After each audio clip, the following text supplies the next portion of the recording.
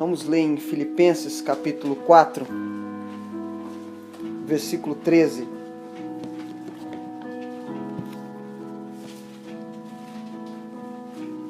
Estava meditando nessa mensagem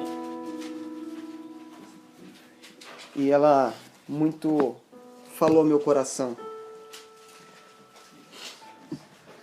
Filipenses capítulo 4, 13 diz assim: posso todas as coisas naquele que me fortalece. Agora vamos ler o versículo 10. Ora, muito me regozijei no Senhor por finalmente reviver a vossa lembrança de mim, pois já vos tinhais lembrado, mas não tinhais tido oportunidade. Não digo isso por necessidade, porque já aprendi a contentar-me com o que tenho. Sei ser abatido e sei também ter abundância. Em toda a maneira e em todas as coisas estou instruído, tanto a ter fartura quanto a ter fome, tanto em ter abundância como padecer necessidade, pois todas as coisas, posso todas as coisas naquele que me fortalece. Quando a gente geralmente pega esse versículo isolado, né? Eu posso todas as coisas naquele que me fortalece. Parece que é um versículo que se torna motivacional para que você conquiste coisas, para que você consiga alcançar coisas. E o interessante é que muitas vezes a gente pega alguns textos isolados da palavra e nós usamos como uma prática na nossa vida. Mas o interessante é sempre a gente ler o que está no entorno desse versículo. Porque aqui a gente está vendo Paulo falando aos Filipenses, que é uma igreja que é uma carta diferente, a carta aos Filipenses. Porque aos Filipenses ele consegue compartilhar o coração dele. Ele não tem receio de falar numa linguagem mais clara. É uma igreja mais madura, a igreja de Filipenses. Então ele começa a explicar algumas coisas. E ele fala que ele estava lembrando dos Filipenses no coração dele.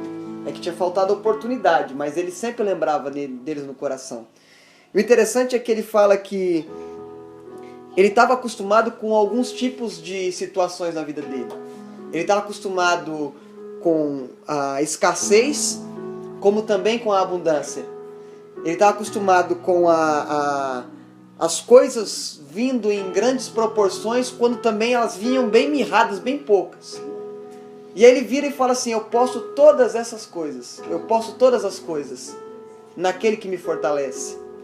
Porque não adianta nós termos muitas coisas e não saber o momento da privação passar por elas. Porque é muito bom a gente adorar o Senhor e entregar ao Senhor todo o nosso potencial, toda a nossa devoção, quando nós estamos naquele momento bom.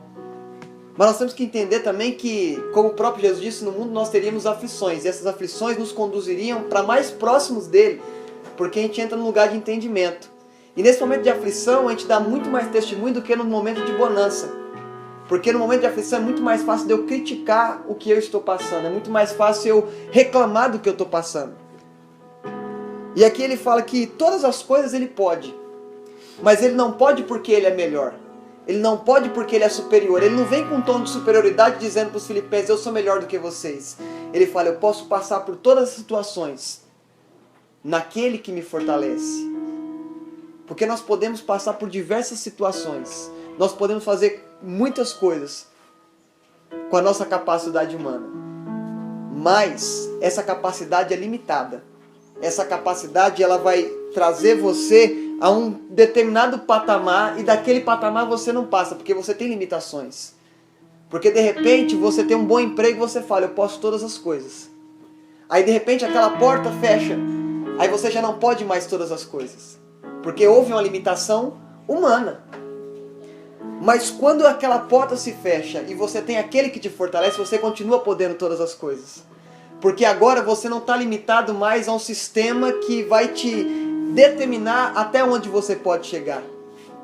Porque nele você pode chegar a lugares que você não conseguia atingir não estando nele. E o interessante é que Paulo sempre vai atribuir ao Senhor a capacidade que ele tem de fazer alguma coisa. Ele vai dizer que em Filipenses, no capítulo 3, versículo 12, ele fala assim: não que eu seja perfeito, ou que eu já tenha alcançado tudo, mas uma coisa eu faço, que é esquecendo-me das coisas que para trás ficam, e prosseguindo para as que estão diante de mim, eu prossigo para o alvo. E quem é o alvo dele? O alvo dele não era ser famoso, o alvo dele não era ser reconhecido, o alvo dele era que Cristo fosse conhecido, que Cristo fosse pregado. E ele falou: olha, deixando para trás todas essas coisas, eu prossigo para as que estão diante de mim. Eu prossigo para o alvo pela soberana vocação, ou seja, aquilo que Deus depositou em mim. E eu queria falar hoje um pouquinho sobre o potencial que nós temos. Eu estava confrontado com essa questão de muitas pessoas estão na casa do Senhor e falam assim: mas para que eu sirvo? Qual que é a minha função? Qual que é o propósito? Eu não tenho potencial para fazer tal coisa. Eu não tenho potencial para fazer outra coisa. Eu sou limitado. Porque muitas das vezes nós nos limitamos porque não entendemos o propósito de Deus na nossa vida. E muitas das vezes nós queremos fazer o propósito do outro. Porque nós vemos alguém que desempenha um bom papel no corpo de Cristo, e nós queremos fazer aquilo que ele faz porque é bonito aos nossos olhos. Mas nós não entendemos se realmente aquilo é o propósito de Deus. Então muitas das vezes nós vamos estar gastando o nosso potencial, a nossa energia, naquilo que Deus não determinou que nós fizéssemos. Mas como é que é isso? É a mesma coisa que eu chegasse e fosse fazer uma função que Deus não me chamou para fazer.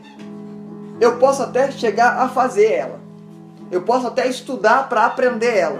Só que eu vou gastar um potencial, algo que Deus colocou dentro de mim, de forma inadequada. Porque eu quero fazer a função que o Fábio faz. Porque eu achei interessante. Como ele ministrou louvor, eu quero fazer a função do Francis. Aí eu começo a usar o meu potencial diferente do propósito. E todos nós temos potenciais. Ninguém aqui não tem essa condição. Potência no estudo a gente vai ver que é a grandeza que determina a quantidade concedida a uma fonte para cada unidade de tempo. Então, para cada unidade, Deus colocou um potencial. Para cada um de nós, quando Deus escreve lá em Salmo 139, 16, ele fala que os teus olhos me viram ainda em substância informe, ou seja, quando eu estava ainda sem forma nenhuma, ele já tinha me visto, e nos teus livros foram escritos todos os meus dias sem sequer algum existir. Ou seja, o Senhor já viu e já sabia o que Ele queria de mim, o que Ele queria de nós, antes mesmo que nós viéssemos a existir. Ele já sabia o potencial que Ele ia colocar dentro de nós, Ele sabia o propósito que Ele designaria para nós, e Ele sabia o que nós somos capazes de fazer. Porque é como se Deus tivesse, vamos condicionar para a nossa mente, para a gente entender, como se Deus fosse o dono de uma fábrica. E Ele vai construir um objeto ali, só para a gente contemporaneizar. Vamos supor que construiu aquela televisão que está ali atrás. Então Ele sabe quanto é a altura de volume que ela alcança, sem distorcer o som. Ele sabe quantos canais ela pode atingir. Ele sabe o peso exato que ela tem e aonde ela pode estar em cima. E Ele sabe o peso que ela não pode estar em cima, porque senão quebra o que está embaixo. Então, Deus, como fabricante, Ele sabe cada detalhe do produto que Ele gerou. Agora, trazendo para a parte espiritual, Deus, como nosso Criador, Ele sabe a cada limite que nós podemos chegar. Ele construiu a nossa estrutura sem que nós somos surpresa para os nossos pais. Porque os pais chegam: olha, vou ter um filho. Surpresa. Mas para Deus não era surpresa. Ele já tinha desenhado você no coração dele. Ele trouxe você à existência para dar uma dádiva para os pais. É um presente, é uma bênção para os pais. Ele abençoou e foi surpresa para quem recebeu, mas para ele não era. E Ele, quando Ele nos criou, Ele já sabia a nossa capacidade, Ele já sabia o potencial que Ele tinha colocado dentro. E quando nós não entendemos o propósito de Deus, nós não utilizamos o potencial que Ele nos deu. É a mesma coisa que eu estar a vida inteira sem entender o que Deus tem para mim. E eu começo a gastar o meu potencial de forma inadequada, sem um propósito. E uma vida sem propósito é uma vida sem função. Porque é a mesma coisa que eu pego um eletrodoméstico e eu não sei as funções dele. Eu vou começar a usar ele em lugares que não era para ser usado. E daqui a pouco eu usei todo o potencial dele de forma errada. E quando eu precisar para usar na coisa certa, eu não tenho a potência mais. É a mesma coisa que nós estamos numa caminhada com Deus e nunca perguntamos para Ele: Senhor, qual que é o propósito que o Senhor tem para mim? Qual que é a função que o Senhor quer me usar? Porque tem pessoas que acham algumas coisas na igreja pejorativas. Alguns cargos, algumas funções no corpo de Cristo pejorativo. Então eu começo a almejar algo que é glamuroso. Eu começo a almejar algo que tem destaque. Mas eu não sei se aquilo que eu estou almejando é o propósito de Deus. Porque eu não perguntei para Ele. Eu só acho que é. Então eu gasto a minha energia, todo o potencial que Deus colocou, de forma inadequada. E aí de repente, um dia eu acordo para o propósito e falo: poxa vida, eu gastei todo o meu potencial, agora eu já não tenho tanta força como eu tinha antes. Agora eu já não tenho tanto desejo como eu tinha antes. Agora eu já não tenho tanta sede como eu tinha antes. Porque eu gastei tanta energia com coisa que eu não deveria usar. Porque o interessante é que, além de Deus colocar um potencial para um propósito que Ele designou para nós, Ele tem o poder de colocar a provisão junto que você precisa. Eu me recordo quando eu comecei a dar as primeiras notas no violão. Eu lembro que muitas pessoas chegaram e falaram que não ia para frente, eu era muito novo, a mão era pequena, e eu sabia o que Deus tinha para mim. Eu sabia o propósito dele para mim. E aí eu comecei a encontrar essas barreiras e a provisão de Deus foi chegando até mim. Ela foi dada e eu fui aproveitando a provisão para usar o potencial para o propósito dele. E quando eu fui entendendo isso, foi mais fácil superar as barreiras e os obstáculos que apareceram. Porque quando Deus Ele mostra para nós o propósito, nós chegamos até Ele e falamos assim: eu quero saber qual que é o propósito que tem para mim, eu quero saber qual que é a função, para que eu nasci para o Senhor. Porque nós temos um objetivo, nós não estamos aqui nessa terra para agradar o nosso pai, a nossa mãe com a nossa presença. Não, nós estamos nessa terra para agradar o Pai que nos criou, não o Pai que nos gerou. E a gente vai entendendo isso e vai ficando mais fácil de exercer aquilo que Deus colocou nas nossas mãos. Quando Paulo ele chega até o caminho ali de Damasco, que ele está aspirando no seu coração prender e levar preso os cristãos para serem presos em Jerusalém, o que ele está fazendo? Ele está gastando o potencial dele para coisa errada. Ele está gastando toda a energia dele para coisa errada. Aí de repente ele cai do cavalo. Quando ele cai do cavalo, aí ele fala: o propósito era outro. Tinha coisa muito maior que eu não estava enxergando, porque eu estava preso ao que me disseram que eu deveria fazer. Ao que eu julguei a vida inteira ser aquilo que eu vivi, para que eu nasci. Porque a razão de existir de Paulo era seguir a lei rigidamente, e aqueles que cercavam ele, que diziam que aqueles que estavam vivendo com Cristo, aqueles que estavam seguindo a Cristo eram errados e precisavam ser presos, ou, tem até mais forte, aspirava no seu coração a morte daqueles que seguiam a Cristo. Ou seja, ele tinha um desejo no coração, inspirava a morte. Potencial desperdiçado. Aí no momento ele cai do cavalo. E eu costumo dizer, tem uma frase que eu compartilhei com algumas pessoas, que ele caiu num cavalo, esse cavalo para mim, o nome do cavalo era religiosidade. Porque ele estava tão preso a uma religião que ditava como é que o potencial dele precisava ser exposto, como é que o potencial dele precisava ser usado, que ele estava tão preso a isso que ele precisou cair do cavalo, chamado religião, para acordar para o propósito de Deus e entender que não era do jeito que ele estava pensando. Não era com a arrogância que ele achava que colocando em cima das pessoas e mostrando que ele era justo, se justificando na injustiça do outro, que ele ia alcançar a benevolência de Deus, ou que ele ia conseguir que aqueles que eram cristãos, que ele ia aprender a voltar para a lei e seguir o que ele achava que era certo. Então nós não devemos deixar que ninguém, a não ser o Espírito Santo, nos mostre qual é o propósito de Deus. Pessoas podem ajudar você a acordar, mas elas não vão determinar qual que é o propósito. Alguma palavra lançada aqui pode te despertar para alguma coisa, mas não confunda a pessoa que está falando com o Espírito Santo que está guiando a pessoa. Porque muitas das vezes nós pegamos referenciais terrenos e falamos, olha, agora sim. Não podemos confundir referenciais terrenos com referencial eterno. Porque pessoas vão te ajudar, mas não vão determinar o propósito. Porque o propósito já foi determinado. O Espírito Santo vai te guiar para o propósito. A diferença de propósito para quem não tem propósito. Quando o homem pecou, Deus falou para Adão, você a partir de hoje vai trabalhar. A partir de hoje você vai ser sustentado pelo suor do teu trabalho. Determinou algo para ele. Para Satanás ele não determinou nada. Satanás vive uma vida sem propósito. E ele estabeleceu os propósitos dele, porque ele não conseguia entender um propósito.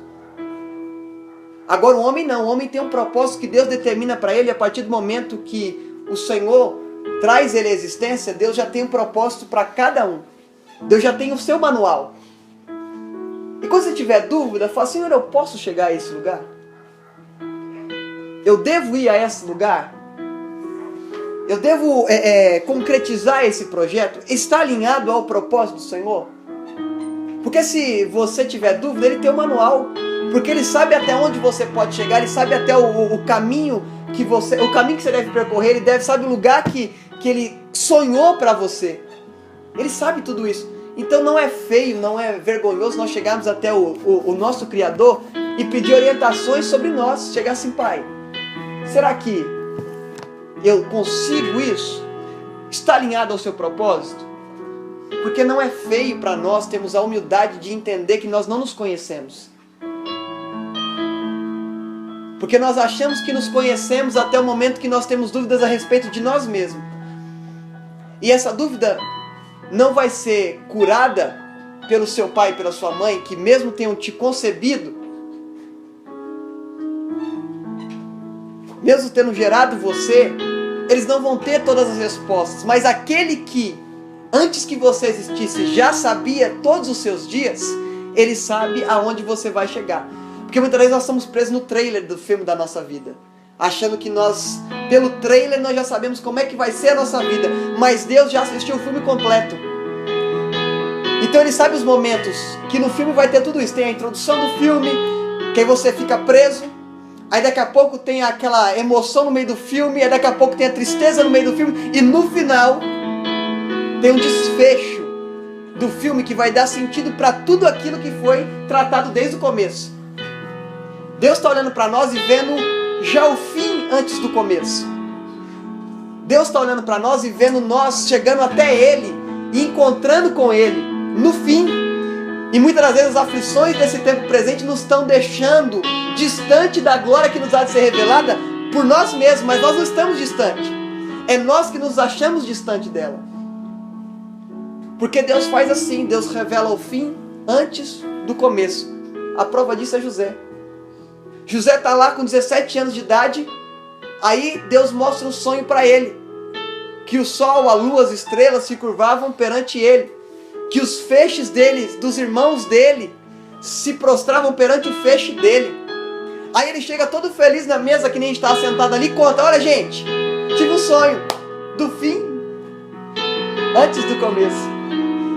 Aí depois desse sonho ele não começa a usufruir disso, pelo contrário, ele começa a sofrer mais. Ele começa a ser levado a um lugar que ele não queria. Os irmãos dele tiram a túnica de várias cores que representava para eles a diferença na vida de José, retiram a túnica. Como que ele disse, eu vou acabar. Vamos ver. No capítulo 37, versículo 20, ele fala vejamos o que vai ser dos sonhos dele. Vejamos, em outras palavras, trazendo para o que nós estamos vivendo aqui. Agora vamos ver qual que vai ser, o que vai ser do propósito que Deus colocou no coração dele. Vamos ver se vai para frente agora. Joga numa cisterna, e nessa cisterna, a diferença de cisterna para poço. Poço, a água vem de baixo, cisterna, a água vem de cima. E eles jogam numa cisterna, ou seja, ele não poderia morrer afogado. Porque se a água vem de baixo, se você joga até, vai chegar até aonde tem água. Ele cai numa cisterna vazia. Ele vai consequentemente se machucar com aquilo. Ele vai consequentemente, porque se você remessa alguém de uma altura, ele vai cair sem proteção nenhuma, vai se machucar. É inevitável isso. Quando eles tiram eles lá de dentro, que vê a caravana dos ismaelitas, Rubem foi tentar fazer alguma coisa boa para José, porque a consciência pesou um pouquinho, ele foi tentar fazer alguma coisa. Quando ele volta, Judá já tinha vendido, negociado com os ismaelitas, uma caravana que vinha com destino ao Egito, vinha de Gileade para o Egito. E traziam dentro das suas especiarias, das suas bagagens, uma especiaria chamada bálsamo, que é de Gileade.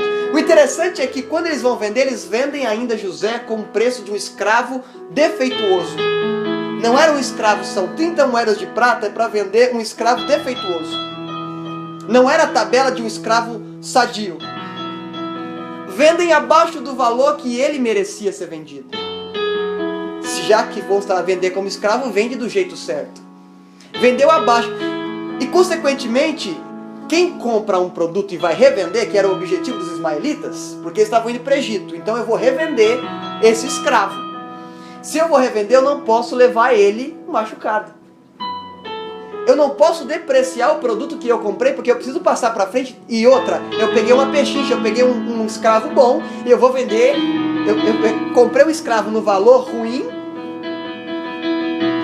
para ele, que é injusto, um escravo bom, e vou vender, vou ter lucro, mas eu tenho que deixar ele limpo, bonitinho. O interessante é que até a caravana que vai levar José para o propósito, tem uma especiaria que vai curar as feridas dele, porque quando Deus está nos levando para o propósito dele, independente das circunstâncias, ele não vai deixar a gente desguarnecido, ele vai colocar sempre uma provisão. Ele pegou, mesmo que numa situação de escravo, ele pegou uma passagem de graça para o Egito. Ele não pagou a passagem para ir para o Egito. Ele foi levado para o lugar que Deus estabeleceria o propósito dele.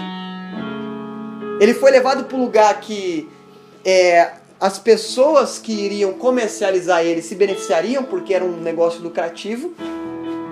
Mas até então a gente não vê o final do sonho aqui. A gente só está vendo empecilhos, está vendo só barreiras. Chega lá e é vendido como escravo. Da túnica de várias cores, agora ele recebe uma túnica. Ou uma túnica não, ele recebe uma veste de escravo. Aquela túnica que o diferenciava entre os irmãos, porque eles tiraram a túnica, como quem diz, vamos tirar o que representa a diferença dele. Mas o que diferenciava José não era o que estava por fora, mas era o que estava por dentro. Porque muitas vezes nós estamos tão presos ao que está por fora que nós esquecemos do que está dentro. Nós queremos taxar e julgar algumas pessoas pelo que está fora. Mas a essência do que está dentro, quem sabe, quem conhece cada um é quem criou, não sou eu. Eu não tenho o poder de acusar o Fábio, a Roberta de alguma coisa, sendo que eu não sei o que está dentro. Quem pode fazer isso é só quem criou. Ele está indo para lá, agora recebe uma veste de escravo agora. De sentar numa mesa que tinha do bom e do melhor, agora ele senta numa mesa que o escravo come o que tem. Que o escravo come o que dão para ele. E no Egito nós vemos que a comida de um escravo era alho, cebola e pepino. E água. É isso que tinha para o escravo comer. Jacó era abastado, tinha muito dinheiro. De uma mesa farta ele passa para uma mesa complicada. De uma túnica que o diferenciava, agora ele tem uma túnica que ele é igual a todos os outros. Ele é um escravo agora. Ele é um escravo e é vendido por um homem chamado Potifar. Quando ele é vendido para esse homem chamado Potifar, ele chega até a casa desse homem e começa a trabalhar para esse homem. Porque o servo, ele trabalha para o seu senhor. E ele começa a trabalhar. Só que aí começa a diferença. Porque a diferença vem do que está dentro, não vem do que está fora. E o que está dentro começa a demonstrar que há uma diferença naquele jovem. Ele começa a fazer, e tudo que José fazia, a palavra fala que prosperava. Tudo que José fazia era diferenciado.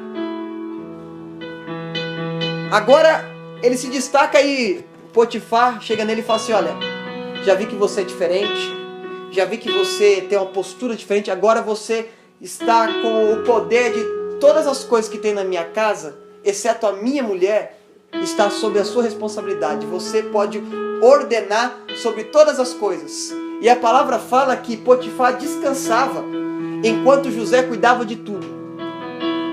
Potifar só tinha o trabalho de sentar na mesa para comer. O resto todo na casa de Potifar, quem fazia era José. Se a gente fosse trazer para os dias de hoje, Potifar não precisava de ir no banco pagar a conta, José pagava. Potifar não precisava de pagar os funcionários, José fazia. Então tudo na casa de Potifar estava na mão de José. Porque foi visto que ele era diferente. Só que quem tem um propósito, quando o diabo identifica que nós temos um propósito, que nós estamos vivendo por esse propósito, que nós estamos sendo levados para esse propósito, ele começa a colocar circunstâncias para impedir que nós concretizamos esse propósito. E o interessante é que nessa época não existia lei. Porque a lei vem com Moisés. Nesse momento não tinha uma determinação escrita dizendo que José não poderia praticar algumas coisinhas. E o que acontece? Quando ele chega na casa de Potifar, por ser jovem, e a Bíblia diz que ele era formoso, a mulher de Potifar se encanta. E ela estava só esperando o momento que Potifar não estivesse para tentar atrair a atenção de José para ela, tentar um momento a sós, e conseguiu. E aí no momento que ele está a sós com ela, ela fala: deita-se comigo. Em outras palavras, não tem ninguém vendo. Potifar está longe, vai demorar para chegar, tá na viagem de negócios. O pai não estava lá. Estava distante muitos e muitos quilômetros de casa. Podia, entre aspas, né, fazer. Era fácil, ninguém ia ficar nem sabendo. Aí ela dá um jeitinho de se encontrar sempre com José. Quando Potifar não estivesse, aquele negócio que a gente já sabe como é que o diabo trabalha. E aí aquele que nasceu para um propósito, sairia do propósito por causa de uma conveniência ou por causa de uma oferta. E o interessante, voltando ao que eu falei, não tinha uma lei falando para ele que ele deveria ou não deveria fazer. Mas existia dentro dele o Espírito de Deus, que o direcionava para o propósito. Aí ele responde: não faria isso com o Deus que eu sirvo e nem com o Senhor que me comprou. Não é justo eu fazer isso. Eu desagradar ao Deus que eu sirvo e ao Senhor que eu sirvo aqui. Ele dá uma resposta tanto na parte espiritual quanto na parte material. Ou seja, uma ordem que foi dada pelo seu Senhor: você pode tocar em tudo, entre aspas, menos na minha esposa. Uma ordem direta do seu Senhor, material. O relacionamento que ele tinha com Deus, ele fez com que ele não desapontasse ao Deus que ele amava. Mas ele tinha tudo para desapontar o Deus, porque o Deus que deu o sonho para ele está levando ele para ser escravo. O Deus que deu o propósito para ele, uma razão de viver, está levando ele para um lugar que ele não queria estar. O Deus que mostrou para ele o fim antes do começo daquilo que Deus mostrou, porque Deus mostrou um sonho de governo. Deus mostrou um sonho de um destaque. E aí Deus mostrou isso antes de tudo o que ele ia passar. Mas por que Deus faz isso? Porque se Deus mostrar aquilo que vai nos afligir, a gente desiste daquilo que está por vir. Então ele coloca um propósito dentro de você e fala: olha, esse é meu propósito, essa é a minha vontade, faz. Aí quando você entende o propósito, você tem tanta sede de realizar o propósito que você não liga para a aflição, você não liga para a angústia, você não liga para a tristeza. Por quê? O propósito é maior do que a sua própria vida. Aí José vai para casa dormir o sono dos inocentes, só que ele deixou para trás a capa. Por quê? Eu entendo que essa capa que ele deixou para trás porque ela agarra ele e ele solta a capa, ele se desvencilha da capa. A capa era porque ele tinha uma veste de escravo. A capa era para que ele colocasse sobre a veste de escravo, porque ele era, vamos dizer assim, o mordomo da casa. Então ele colocava a capa, que era uma diferenciação dos demais. Aí tira essa capa, porque ele se desvencilha dela, ou seja, ele não se importa com o poder que foi dado para ele, ele deixa para trás, porque o importante para ele é o relacionamento que ele tinha com Deus, não desapontar o Deus que ele servia e nem o Senhor que ele trabalhava para ele. Ele deixa para trás, porque o importante para ele não é isso. E ele volta para o lugar em que ele repousava. Ele vai dormir o sono dos inocentes, porque ele não fez nada. No dia seguinte, bate na porta de José e fala: você está preso. Mas preso o quê? Agora eu não vou receber mais a veste de escravo. Agora eu vou receber a veste de um prisioneiro. Porque ele vai trocando de vestes ao longo do propósito. Mas o interessante é que a veste que estava por fora não mudava o que estava por dentro. Porque ele saiu como filho querido do pai, agora está como escravo, agora está como prisioneiro. E o interessante é que aonde ele ia, ele era diferente. Ele alcança o favor do carcereiro. Ou seja, ele passava e trancava as celas, e até a própria cela. Aí chegava pro carcereiro na última cela dele e falou: tua chave aí, ó. Já tranquei a minha cela. O cara que tinha a chave da prisão e não saía da prisão. Porque aqueles que entendem o propósito, eles não procuram sair da situação que ele está passando por conta própria. Eles esperam que Deus o leve para o propósito da forma correta. Que Deus o tire da situação. Porque muita gente está querendo sair da situação que a gente está, do lugar que nós estamos de aflição, de tristeza, de angústia, por conta própria. E se nós saímos por conta própria, não vou conseguir entender o sonho do copeiro e do padeiro. Se eu sair porque agora eu tenho a chave da prisão, porque eu tenho a chave de todas as celas, agora eu posso dar escapada. À noite eu espero o carcereiro dormir, ó, faço a copinha da chave, vou lá, tenho tempo, estou na casa de Potifar, converso com o ferreiro, vou lá e fiz uma outra chave, uma copinha, fujo. Mas se eu sair da aflição, eu não chego no propósito. Se eu sair do lugar em que Deus mostrou para mim que eu tenho que estar, porque Ele está me adaptando e forjando o meu caráter, Ele está me preparando para eu chegar até onde Deus determinou que eu chegasse. Se eu dar um jeitinho brasileiro que a gente costuma querer dar, eu vou pular etapas e depois eu vou precisar dessa experiência aqui atrás e não vou ter. Vai chegar uma pessoa para você e falar assim: então, eu estou precisando desse conselho. Aí você fala: então, eu teria esse conselho, mas eu fugi da aflição. Eu não posso te falar. Eu teria essa experiência, mas eu pulei ela. Eu deixei ela de lado. Eu pulei etapas. Atalho vai te fazer chegar mais rápido no lugar. Vai fazer te chegar mais rápido. Mas muitas das vezes quem pega atalho não tem a mensagem correta. Quando o Absalão morre, saem 2 mensageiros. Um eunuco, um etíope, sai com a mensagem de Joabe dizendo assim: olha, eu vou entregar a mensagem, porque ele tinha tanto medo, Joabe tinha tanto medo que Davi fizesse alguma coisa, porque ele tinha matado Absalão, que ele manda um etíope, um que não era da mesma nacionalidade. E aí sai um outro que queria aparecer na presença do rei, chegou, cortou caminho, chegou primeiro na presença do rei, abre os portões e fala: ó, tá vindo ali, tá vindo do exército de Joabe, enfim, chegou. Então, o que você tem para dizer? Sabe o que é? Não, tá legal a guerra lá, tal. Qual que é a mensagem? Não. Tá vindo um aí que vai trazer a mensagem. Pegou um atalho, chegou primeiro, mas não tinha mensagem. Porque tem pessoas que vão pegar um atalho, aí chega na hora de estar próximo do propósito, não sabe o que fazer, por quê?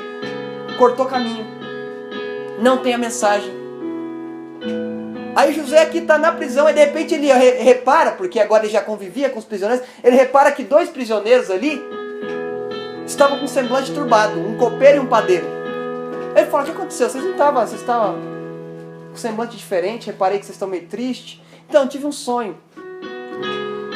Aí José interpreta o sonho do copeiro e do padeiro para nós ganharmos tempo. Fala que o copeiro seria restabelecido à presença de Faraó e serviria dentro de 3 dias novamente à mesa de Faraó, e o padeiro dentro de 3 dias seria enforcado. E do jeito que José fala, do jeito que a interpretação que Deus permitiu que ele tivesse, acontece. Aí ele chega no copeiro e fala assim, ô, lembra de mim quando você chegar lá? Porque tem pessoas que estão assim, né? Depois que alcançou o que precisa, esquece dos outros. Já cheguei onde eu queria, não preciso mais do Fábio. O Fábio era bom pra mim até o momento que... O Caio era bom pra mim até o momento que ele podia... Não. Se é amigo pro tempo da aflição, é amigo pro tempo da bonança. Eu não posso me esquecer daqueles que ajudaram no momento em que... Não. No momento que tá preso lá na angústia, na tristeza, me ajudou, aí agora que eu tô no patamar elevado, agora que eu sou o copeiro de novo do rei, agora eu vou esquecer? E esqueceu. Só que, quando Deus tem um propósito, o homem pode esquecer e o homem pode fazer vista grossa para não te abençoar. O homem pode fazer vista grossa para não te ajudar. Mas quando Deus tem um propósito, independente, Ele espera que algum de nós possamos fazer. Mas quando nenhum de nós vamos fazer, quando nenhum de nós coloca na posição, aí Ele incomoda quem não está na posição. Ele incomoda o faraó num sono, que ele tem um sonho de 7 vacas magras, 7 vacas gordas que são engolidas por 7 vacas magras, 7 espigas boas que são engolidas por 7 espigas mirradas. E ele fica atônito com esse sonho, aí chama quem agora? Chama todos os sábios, ninguém sabe interpretar o sonho. Aí o copeiro fala, poxa vida, tinha até esquecido daquele lá, ó. Tem um, e é legal o testemunho, existe um que habita o Espírito do Deus Altíssimo. Existe um que habita o Espírito de Deus, o verdadeiro Deus. Porque quando ele cita Deus, é Deus com D maiúsculo, não é D com Deus minúsculo. Ele dá testemunho de José, um prisioneiro. Aí agora, tem que preparar José para estar na presença de Faraó. Troca de roupa de novo. Mas o que está dentro continua sendo o mesmo. Apresenta-se, faz a barba, bonitinho, passa o perfuminho, uma especiaria lá do Egito, e se apresenta na presença de Faraó. Quando ele chega na presença de Faraó, fala, não, eu tenho sonho, eu tenho a interpretação do seu sonho. Olha, esses 7 primeiros anos aí que essas 7 vacas gordas e 7 espigas boas, são 7 anos de bonança, porém vão ser acompanhadas de 7 anos de escassez na terra. O interessante é que ele não tinha feito administração de empresas em Harvard. Mas ele já chega com a estratégia correta para o homem que gerenciava o mundo. Porque nessa época o Egito dominava. Era o poder cultural, era o poder bélico daquela época. Os caras eram os egípcios. Aí o que ele fala? Faz assim. No momento em que vocês estiverem passando pelos 7 anos de bonança, cria cidades celeiros, estoca uma parte do que vocês colherem, de tudo que vocês plantarem aqui no Egito, para que quando tiver um momento de escassez, vocês tenham aonde recorrer. O que acontece? Quando Deus dá o propósito, Ele dá a provisão. Depois de dar a provisão, Ele te ensina a como trabalhar com essa provisão. A provisão aqui para José não era um bem material, era uma situação. O Senhor providenciou uma situação, incomodou o homem que era poderoso, trouxe sobre o Egito um tempo de bonança, depois trouxe sobre o Egito um tempo de escassez, para que essa situação fosse utilizada para que o propósito de Deus fosse estabelecido. Agora, quando ele fala isso, o Faraó olha para um lado, olha para o outro e fala, não vejo ninguém mais capacitado detalhe, capacitação, agora vem inspiração, em que o Espírito de Deus habite como José. Porque não basta ser só capacitado, tem que habitar o Espírito. Porque tem muita gente fazendo muita coisa. O eficaz e o eficiente. O eficiente faz tudo bem feito, mas o eficaz faz o que precisa ser feito. Tem muita gente com a capacidade de fazer, mas não tem um espírito, ele se torna eficiente, faz muito bem, mas nem sempre faz o que precisa ser feito. José era eficaz, porque ele viu a situação, interpretou e já deu a solução para o problema. Porque tem os trazedores de problemas e os que resolvem os problemas. Tem pessoas que só vão trazer problema você, tá com vazamento aqui no telhado.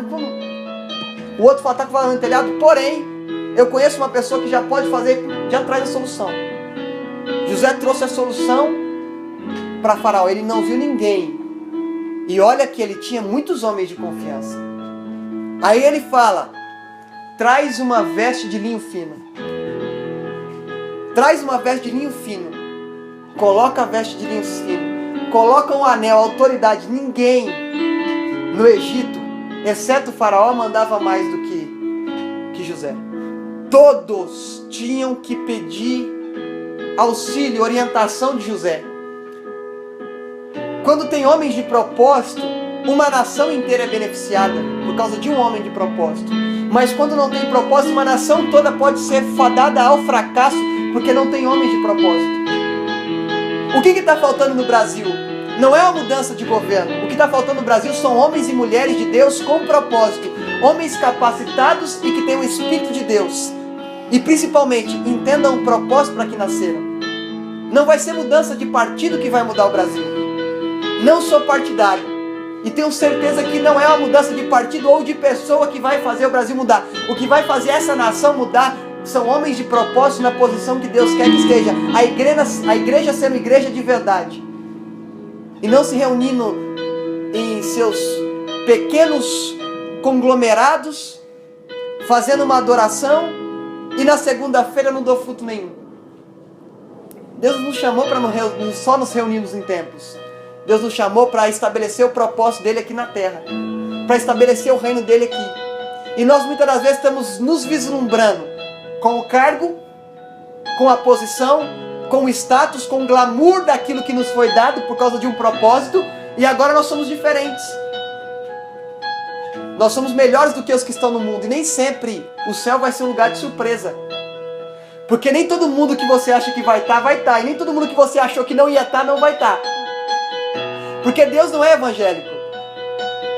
E Deus não é católico. Deus não é espírita. Deus é Deus.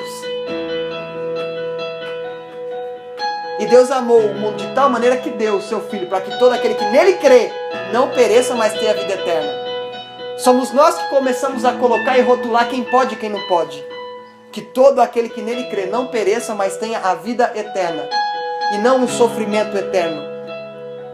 Aí José chega nesse patamar, e em todos esses momentos eu não vejo Deus falando com José.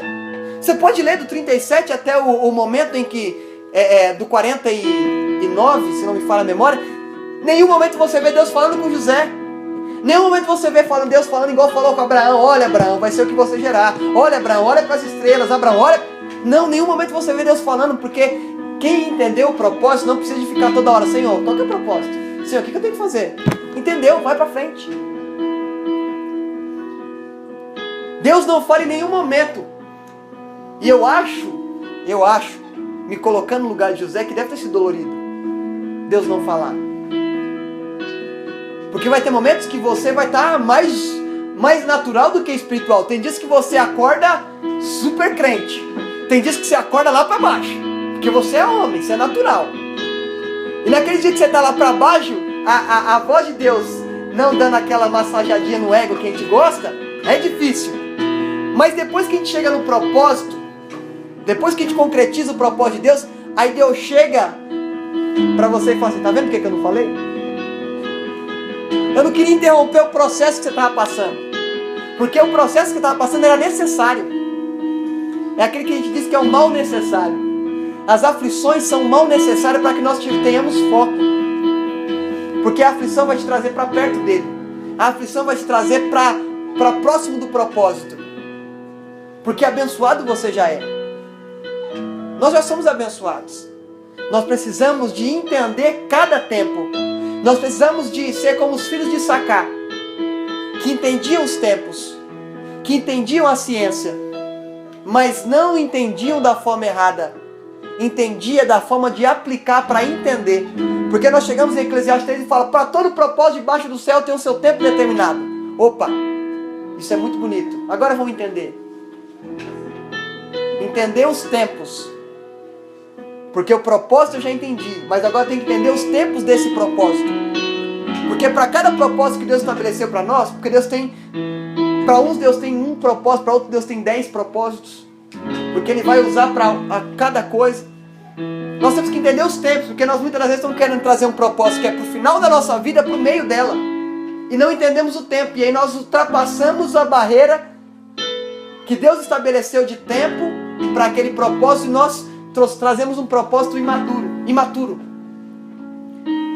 E tudo que é imaturo, tudo que é precoce, precisa de um cuidado maior. Ou seja, se precisa de um cuidado maior, precisa de mais potência.